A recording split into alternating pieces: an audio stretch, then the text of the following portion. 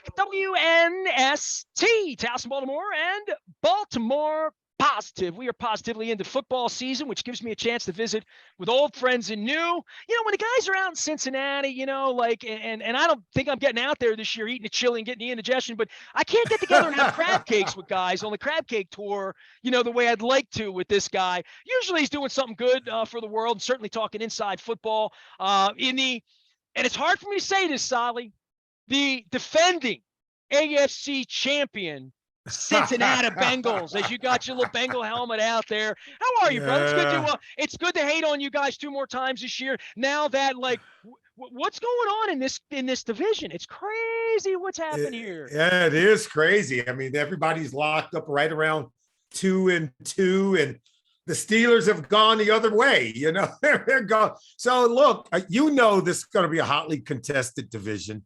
No team is perfect. But look, it's still a blue-collar division, black and blue. It's going to be physical. It's going to be tough. And every game's going to come down to the wire. And I've told people, as long as Lamar Jackson is playing in Baltimore, they've got a chance. As long as Joe Burrow is playing in Cincinnati, they've got a chance. And as long as Mike Tomlin is in Pittsburgh and they keep putting the defense out there, they're going to have a chance. So none of these teams are going to go away. And I think whenever we play each other in the AFC North, you know it's going to be a dogfight. Look at that shirt on you, man. Oh, you got your jungle gear and your Zubaz and old school. And where's your whiteout? I don't see where that was they look like albino Bengals. What was going on with that? Hey, it was pretty cool. You know, there is an albino tiger running around the jungle somewhere. So we can get away with the whiteout.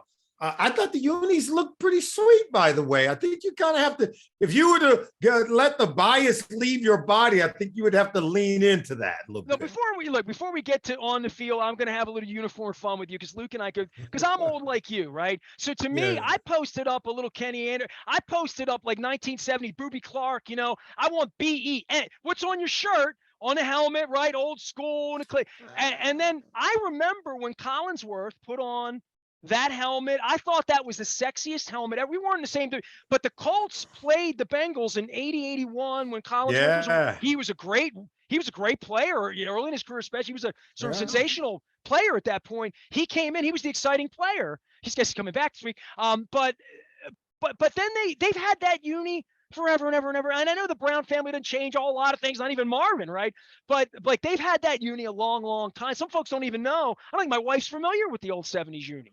Yeah, you got to go back to the 80s when this helmet, I think 1980 was the first year that helmet debuted. But you're right. Prior to that, from 69 to like 79, it was just the word Bengals on the side of the helmet. And that's because Paul Brown, as you well know, is the father of the Cleveland Browns. They're named after him. Paul Brown, the father, he's the only guy to start 2 NFL franchises, not just 1, but 2. He did that in Cleveland with the Cleveland Browns. And we were the benefactors of that, by the way. You are the benefactors of that. So see, you're part of the Paul Brown tree. Ooh, well, let's talk about the team on the field. First things first, your thoughts on blown leads at home, unraven-like, end of the game, and you can give all credit to Tua, and I know you guys saw him in not such a good way last week, and you can give all credit to Josh Allen and all that, but they do have a lot of splaining to do around here right now. Yeah, hey, blown coverages, allowing guys to get open, and you're giving up deep pass. Look, the defense ranked dead last in the NFL, dead last against the pass, and this despite. Look, last year there was the excuses of everybody's hurt. Now you have a Marlon Humphrey, you have a Marcus Peters, and you've got a first-round pick in Kyle Hamilton. And you spent a lot of money on Marcus Williams, right? And Marcus Williams, they've got good players on the field. Brandon Stevens looks like a good player. That's right. Now it's about performing. It's about execution. And I've got to be honest with you. Coach Harbaugh decides that he's going to go for the touchdown instead of kick the field goal, and he falls on the side of analytics. And I get it. I like Coach John Harbaugh. I think he's done some wonderful things, and I do think he's used analytics to make his team better. However, that decision, even the analytics says it, Ness, 74% chance of winning if you score a touchdown, 70% chance of winning if you kick the field goal. You're all talking about he's right. It gives him a better chance, but by 4%, man, you better kick that field goal, instill your team with some confidence, some feel-good moments after a 93-yard drive. You want to pay that off. You hadn't scored any points in the second half up to that point. In fact, you still didn't score any points in the second half. 3 points would have gone a long way to help them there. I'm not sure it would have worked because the defense is that bad, because Buffalo got the ball and went right down the field. So I really do think if Coach Harbaugh was being transparent fully, he would say, look, I wanted the touchdown because I didn't think we could stop him. And you know what? I was right. I was, well, listen. He was right. They couldn't stop him. But if he was fully transparent, I don't think he's going to say that because you know what? he's got guys in the locker room. That's BS, right? dude. Hold on a second. Yeah. Solomon Wilcots here. Yeah. I want to stop you here and say that because it was a wet day. The ball could pop out. You give all this money to these ball hawks who take their chances. The ball was going to go up in the air. Look, Calais Campbell's covering for the kid, Owa, who tackle the guy when the defense coordinator said, don't tackle unless you can strip the ball. There's a little video of maybe the ball could have gotten nudged free or whatever, but they weren't on the same page at the end. And more than that, I for me, having it happen twice in the last 2 weeks, I'm a little concerned. And Solly, we're talking about the backside, but the linebackers, bro, you know what I mean? Like the linebackers are where other teams are feasting right now across the middle. Yes. And the linebackers they have, and the D-line when they're bringing in JPP and Houston can't get on the field and Pierce is gone. They do have some injury issues, but they were deficient in that linebacking core from training camp to Ajabu may be here by Halloween, and we're getting up on that now. Maybe he will be. Yeah. Maybe he'll be a good player. Yeah. Who knows? But they knew coming in that this could be a problem. Now it's a gaping wound right now. Yeah, but let me just say this. There are a lot of defenses that can't cover at the linebacker position, at the mid-level area. Listen, the way teams are spreading defenses out today, it puts a greater emphasis on linebackers to be able to cover and run in space.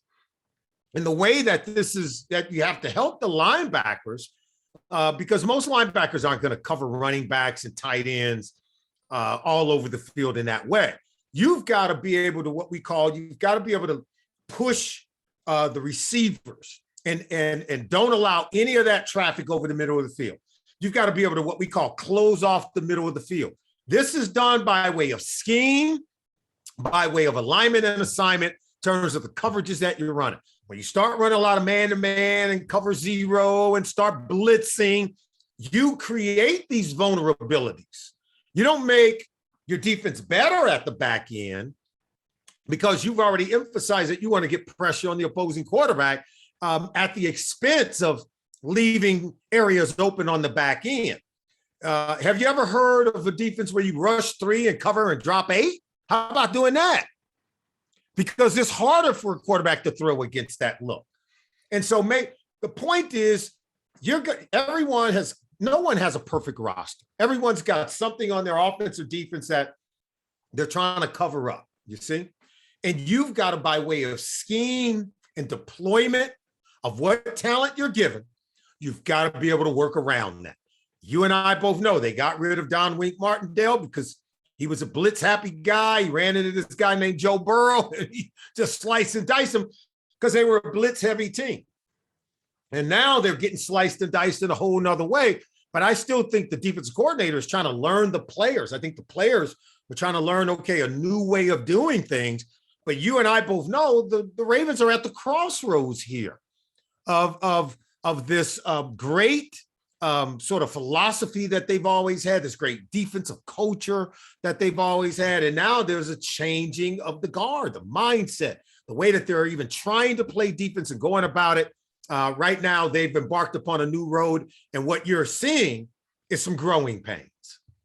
Solomon Wilcots, always the wisdom down in Cincinnati. We get together him a couple times a year, usually at the Super Bowl, sometimes all season. He's always doing something great with research and doctors and former players because he's one of the good dudes. And bring me some chili here this weekend as well. Solly, you said to him, Marvin Lewis taught me all this back in the day. Alignment, assignment.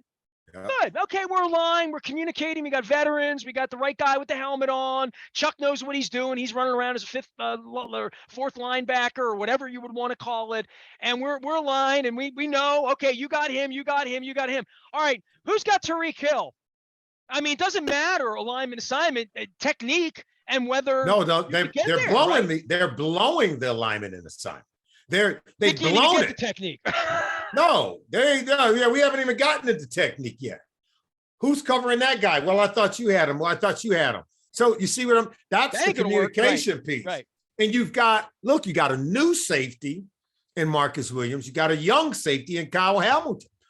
Who's quarterbacking in this new system? I think they were all feeling good about. Remember, every year that they would change coordinators, it was always someone who had already been previously with the team. It was always someone who kind of had came up in their system, right? And they always had a Terrell Suggs to give it to a Mosley, to O'Brien. That's right. They always had captains on them. I mean, I guess that's what Calais is here for, right? And he can't play back there. He's not back there. Sure. So I'll give you something that Dick LeBeau taught me since I was a player.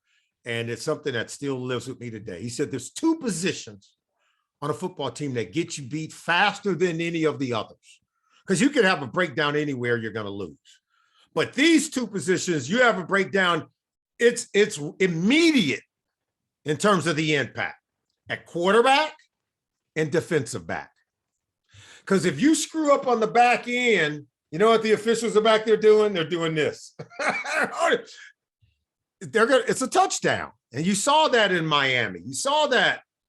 The skill set of the players here 40 years later, not to, your era or any other era, but watching these guys and the way Lamar can throw a football off his back foot like a slingshot.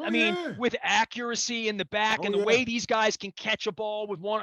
I mean, it's become the Harlem Globetrotters on every team, literally, right? So you don't have to worry about losing games at the quarterback position. But I remember I did a lot of Baltimore's games.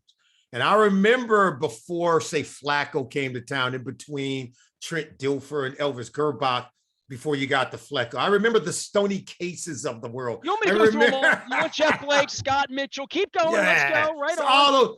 My point is, you had a defense. You had Priest Holmes in the backfield, but you had no quarterback.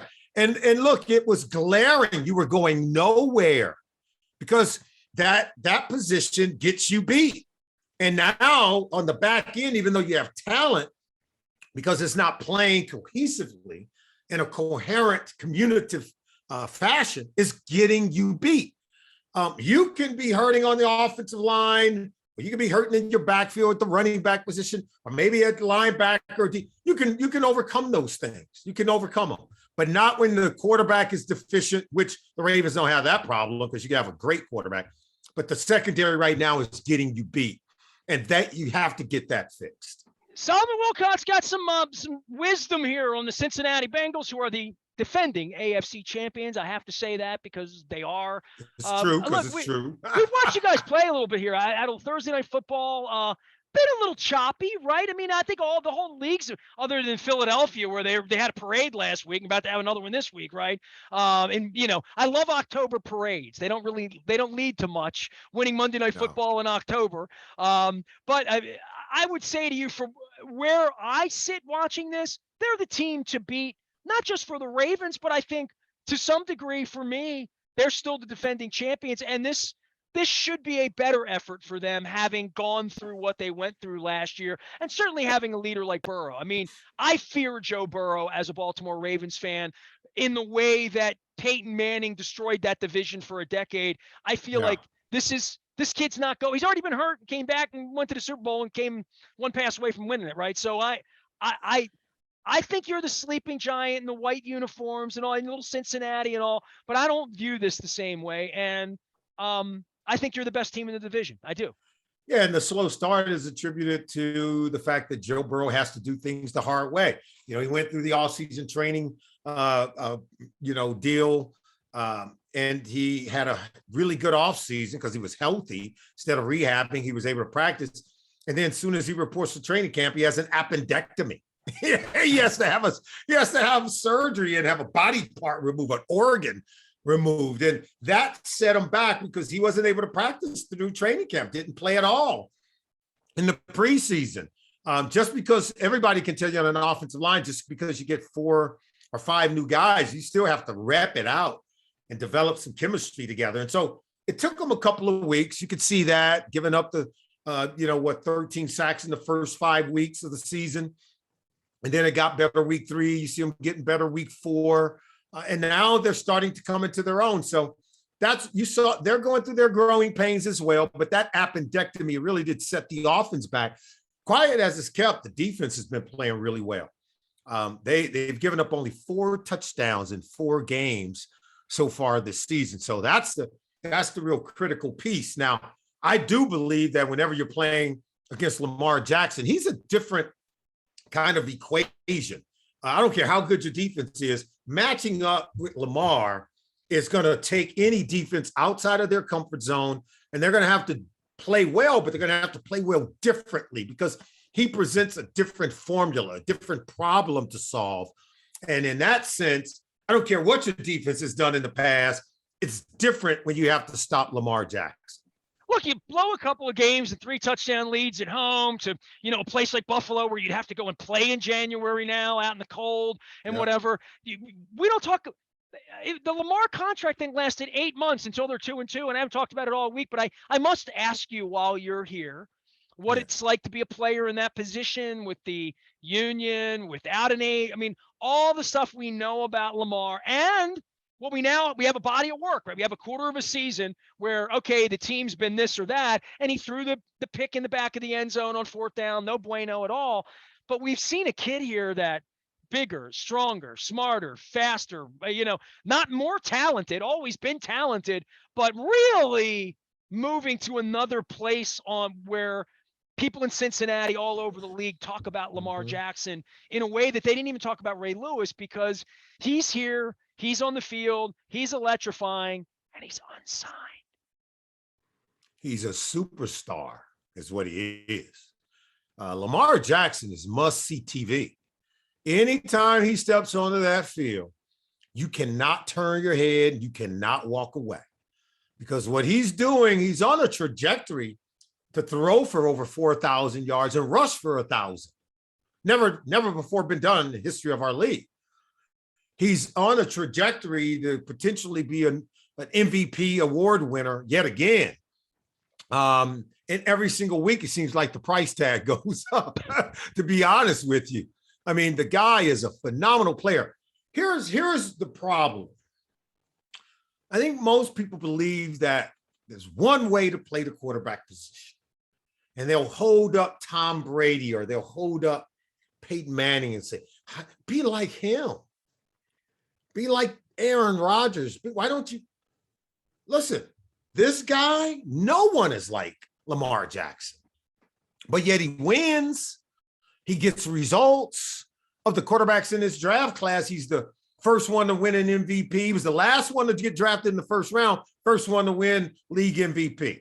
He was the last quarterback selected that year in the first round, but he's the first one to take his team to multiple postseason appearances and wins when he gets there.